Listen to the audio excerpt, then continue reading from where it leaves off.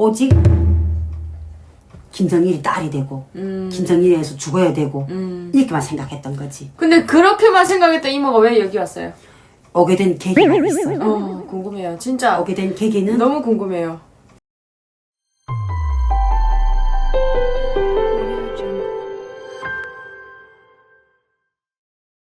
여러분, 그러면 저희는 이어서 이야기를 이어가 보려고 합니다.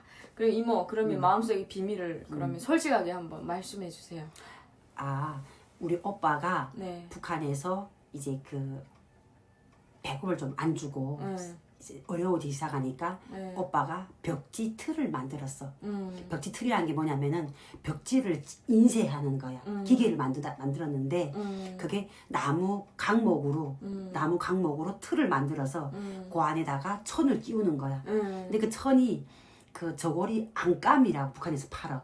저고리 안감을 딱 끼우고 거기다 도안을 그려. 도안을 그리는데 아무나 되는 게 아니야. 도안을 그리고 우체국에 가서 등록을 해야 돼. 뭐 복잡하다. 왜냐면 이게 삐라와 똑같은 경우야. 그래서 인쇄를 하기 때문에 도안에 한해서는 우체국에서 등록을 해. 그래서 북한에서는 안 되는 무늬가 또 있어. 코스모스 안 돼. 코스모스 안 되는 거는 오빠가 코스모스 한번 했거든. 코스모스를 꽃을 했는데 그것이 일본 꽃이라고 하지 말라 해서 그때 코스모스 했다가 오빠가 도안 버렸어. 그 도안을 그때 만들어 가지고 벽지를 짓는 게 오빠 돈을 많이 벌었다. 돈을 많이 벌었는데 북한에서 97년도에 1997년도에 뭐가 돌았냐면은 그 비사회주의라는 그게 돌아왔어. 그러니까 그 장사를 하는 행위는 뭐야? 사회주의에 어긋나는 행위다. 이래가지고 비사회주의 그룹바가 나왔어. 그때 나왔구나. 지금도 있어요, 비사회주의 그룹. 그 비사회주의 그룹바에 걸려가지고 처음이야. 소식이 걸려가지고 오빠가 이제 그 경성군 안성비 오빠 그때 체포됐어. 그것 때문에 체포가 된다고?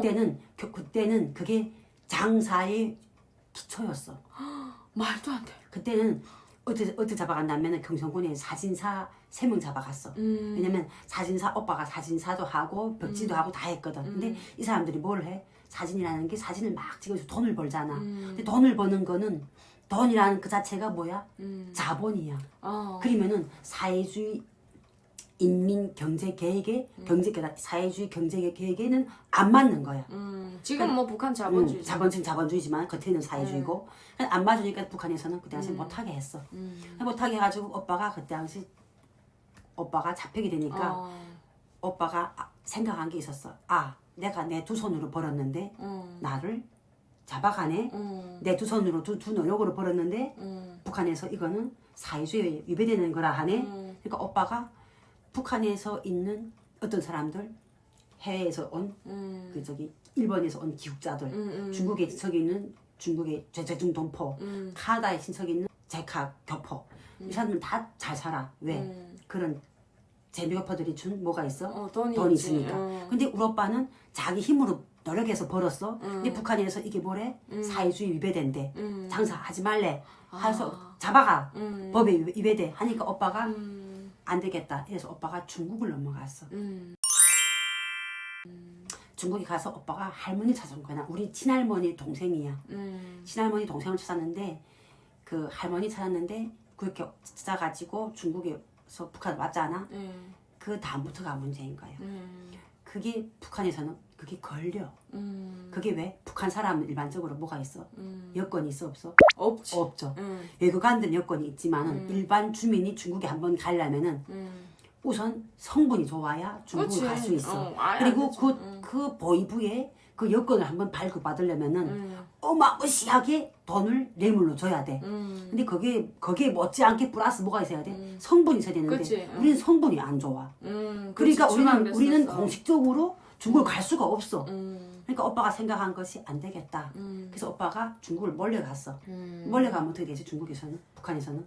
야, 반역자지. 이거는 걸려. 걸리지. 오빠가 중국을 갔다 저랑 나랑 했어. 할머니 찾았고 이게 북한법에 걸린 거야. 그치, 근데 걸리지. 북한법에 걸리니까 북한이 누구만 죽이냐? 오빠만 잡아가서 하면 되는데 북한법은 그렇게 안 한 거야. 안 되지. 우리 가족은 평양에서 추방된 가족이니까 우리는 다 죽여도 무방한 가족이었던 거야. 그러면 북한은 어떻게 엮지? 연자제를 엮는 거야.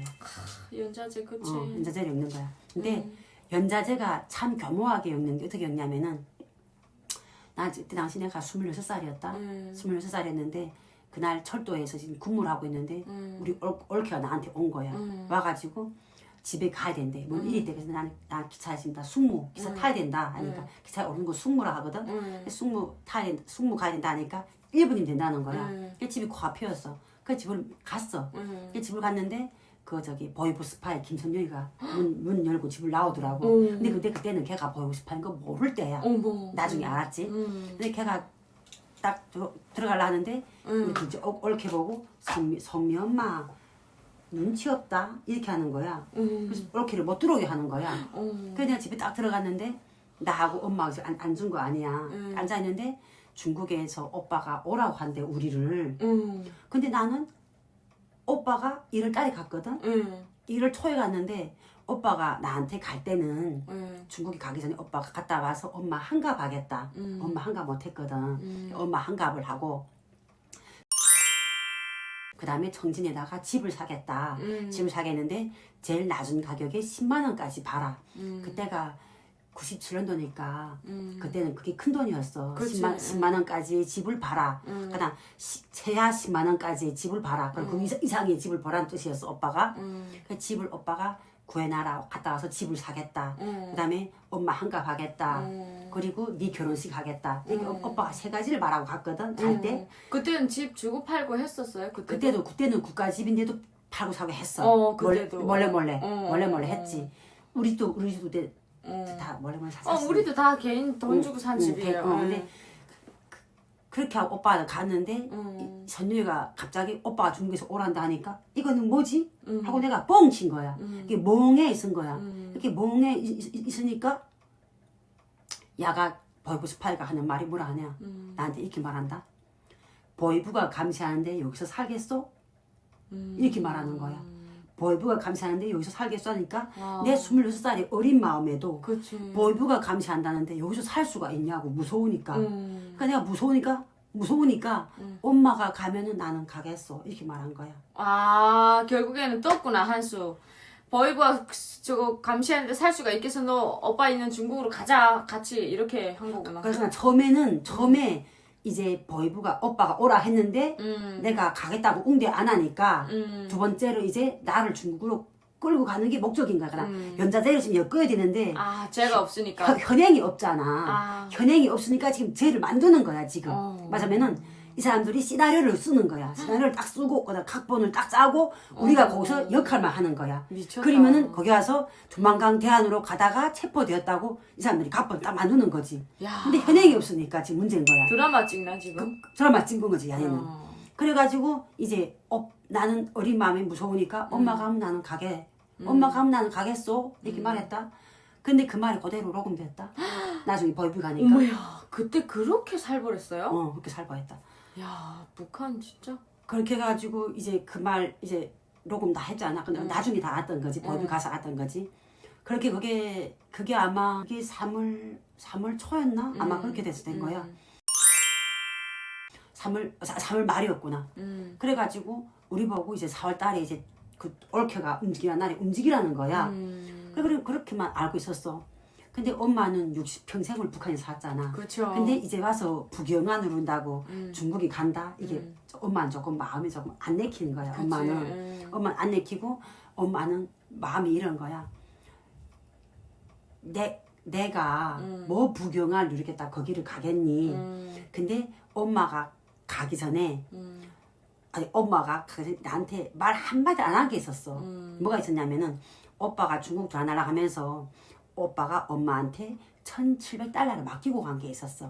돈을? 근데 그게 큰 돈이 아니라 하더라고. 큰 돈이 아니라는데 북한에서 그게 아마 큰 돈이었나 봐. 1,700달러. 엄청 컸지. 지금 생각만 해도 엄청 지금도 크죠. 그래?